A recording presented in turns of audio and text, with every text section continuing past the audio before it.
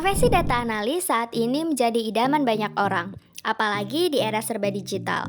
Perusahaan bisa dengan mudah mendapatkan data interaksi customer tanpa harus repot-repot menyebarkan kuesioner survei ke pelanggan.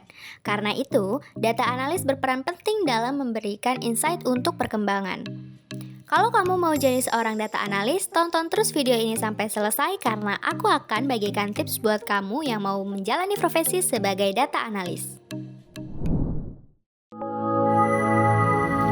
Tips yang pertama, kamu harus kembangkan skill kreatif dan analitikal. Skill analisis yang tinggi dan kemampuan berpikir secara kreatif menjadi cara awal untuk menjadi seorang data analis. Dikarenakan, sebagai data analis, kamu akan berkutat dengan data yang rumit.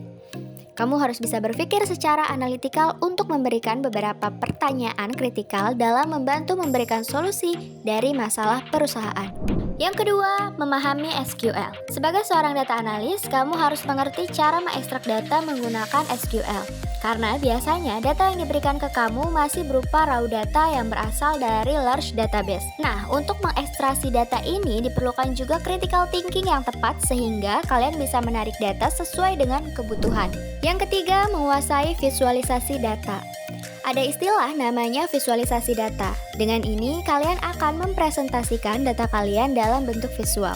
Seorang data analis yang ahli akan tahu bentuk grafis apa yang cocok untuk menampilkan suatu data. Mereka juga bisa menyesuaikan dengan audiens yang akan membaca data mereka. Visualisasi data membantu data analis untuk berkomunikasi lebih efisien dibandingkan mereka hanya berkomunikasi dengan kata-kata ataupun data mentah di Excel tanpa adanya konteks. Keempat, ikut bootcamp dan ambil sertifikat sebagai data analis. Ikut bootcamp dan mengambil sertifikasi akan semakin mendekatkan kamu ke karir impian sebagai data analis. Selain berkesempatan untuk bisa belajar dari ahli di bidangnya, kamu juga akan dibantu untuk memahami masalah real yang ada di lapangan. Kelima, buat CV dan portofolio data analis. Poles CV kamu semenarik mungkin supaya langsung dilirik oleh perekrut. Luangkan waktu khusus untuk merapikan CV milik kamu supaya kamu bisa memastikan tidak ada hal-hal penting yang terlewat.